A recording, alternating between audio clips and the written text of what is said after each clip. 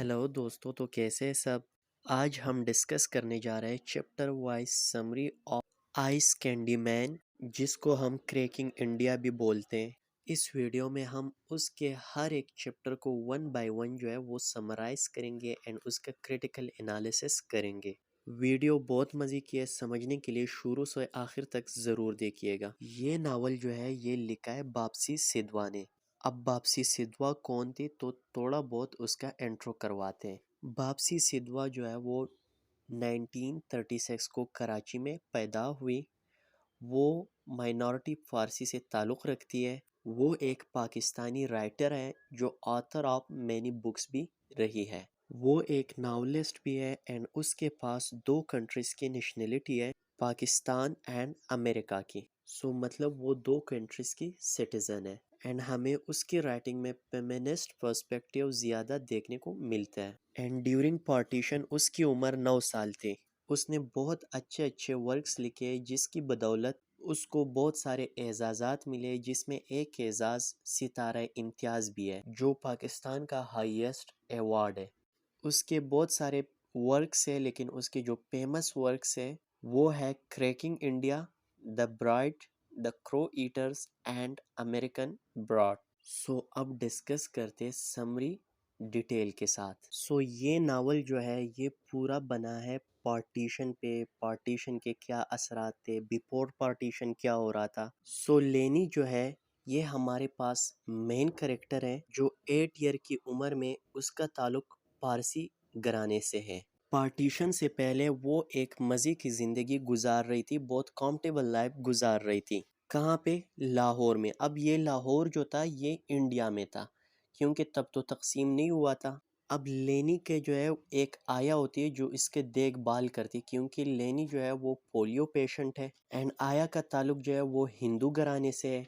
लेनी जो है वो हर रोज़ अपनी आया के साथ जो है पार्क में जाया करती थी वॉक के लिए। एंड आया की उम्र जो है वो 18 साल है, जिसका ताल्लुक अमृतसर से होता है। अब क्वीन गार्डन जो है ये एक बहुत मज़े की जगह है जो लेनी और आया का फेवरेट प्लेस में शामिल होता है। ये हर रोज़ वहाँ पे जाया करते हैं। लेनी जो है वो एक पाँव पे माजूर होती है, मतलब उसको पोलियो होता है एंड उसके पेरेंट्स उसके लिए बहुत ज़्यादा परेशान होते हैं। डॉक्टर बरोचा जो है वो एक डॉक्टर होते हैं जो लेनी का देखभाल भी करते हैं, उनकी फिजिशियन है। उसने बहुत दफ़ा प्लास्टर लगाने की कोशिश की एंड लगा भी ली, लेकिन हर दफ़ा जो है वो रिज़ल्ट नहीं आता जो आना चाहिए। उसकी सर्जरी भी कर ली, लेकिन फिर भी लेनी जो है वो ठीक नहीं हो रही थी एंड डॉक्टर बरोचा बार बार उसके पेरेंट्स को दिलासा देने की कोशिश कर रहे जो रेगुलरली डॉक्टर्स करते हैं। अब जिस तरह पहले मैं आप लोगों को बता चुका हूँ कि आइस कैंडी मैन में डिफरेंट कम्युनिटीज़ के लोगों को प्रेजेंट किया गया है। उन कम्युनिटीज़ में सिख्स,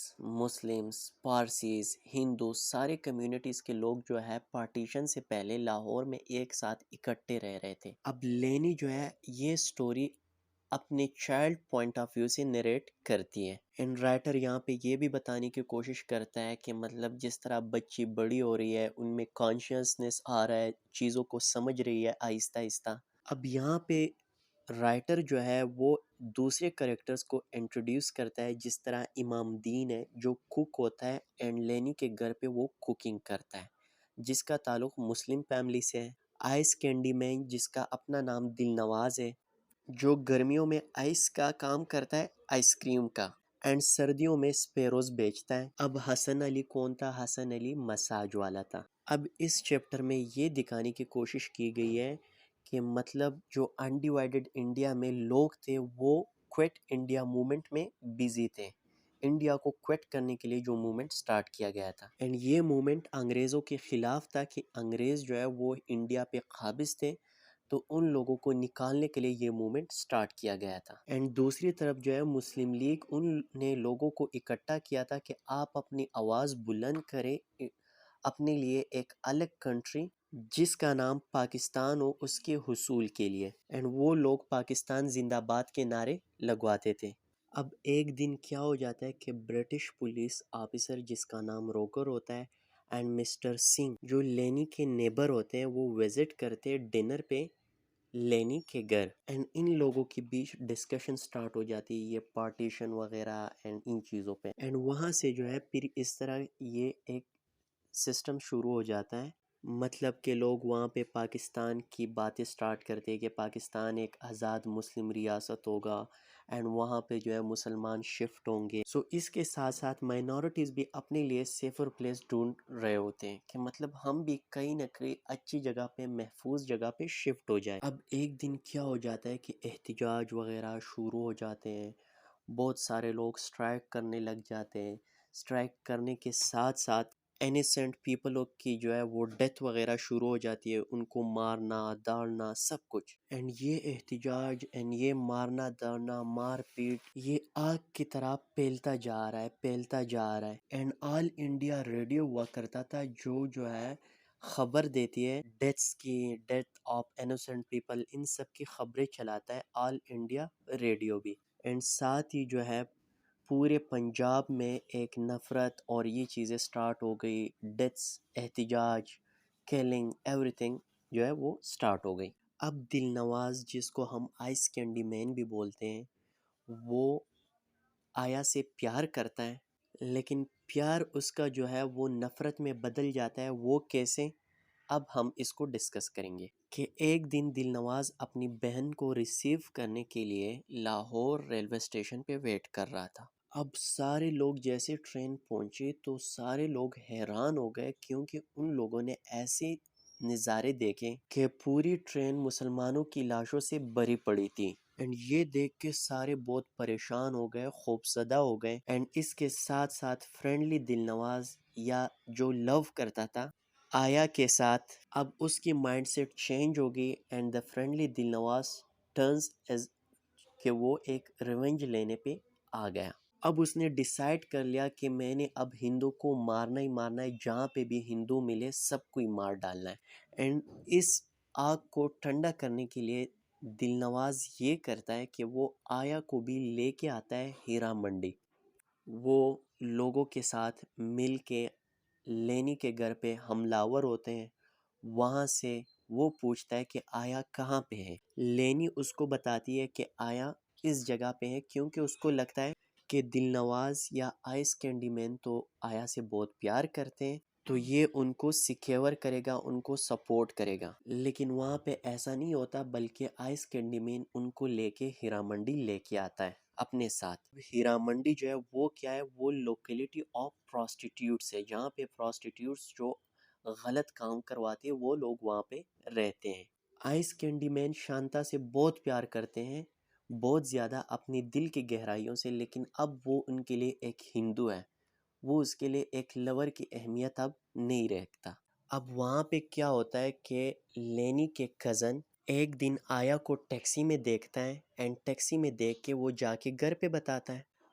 لینی جو ہے اپنے گھر والوں کے ساتھ مل کے آیا کو ڈھونڈنے کی کوشش سٹارٹ کرتے ہیں. اب اس کے ساتھ کیا ہوتا ہے کہ ان کے ریلیٹیوز، لینی کے ریلیٹیوز ان کو پوائنٹ کرتے ہیں، اینڈ وہاں پہ پوائنٹ کر کے ان کو ریسکیو کرتے ہیں ایٹ کیمپ ایٹ امرتسر. جو امرتسر میں ایک کیمپ ہوتا ہے، وہاں پہ گورنمنٹ کی مدد سے ریسکیو کر کے اس کو امرتسر لے کے جاتا ہے.